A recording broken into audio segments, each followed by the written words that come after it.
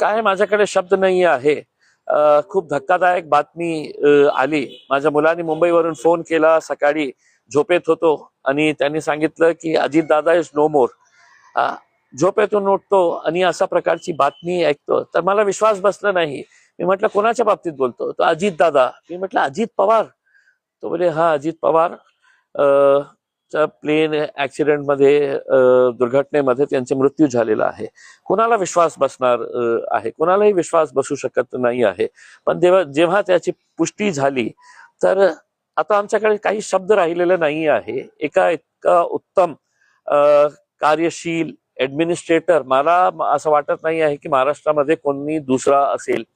अजित पवार साहेबांचं वैशिष्ट्य म्हणजे ते खूप एबल आणि एफिशियंट ऍडमिनिस्ट्रेटर होते आणि त्यांचे कट्टर विरोधक सुद्धा हे मान्य करतील. अंग्रेजीमध्ये आपण बोलतो ना वर्कहॉलिक. ज्या माणसाला फक्त काम करण्याची सवय होती, फक्त काम काम आणि काम.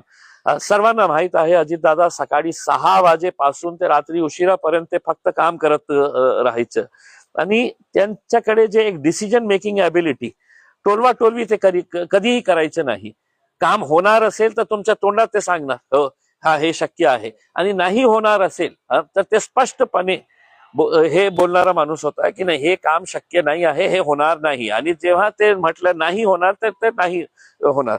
तर अशा प्रकारचं एक एबल ऍडमिनिस्ट्रेटर, दुर्दैवी त्यांचा अशा प्रकारे मृत्यू होणे हे फक्त महाराष्ट्र नव्हे तर देशासाठी एक खूप धक्कादायकच बातमी आहे.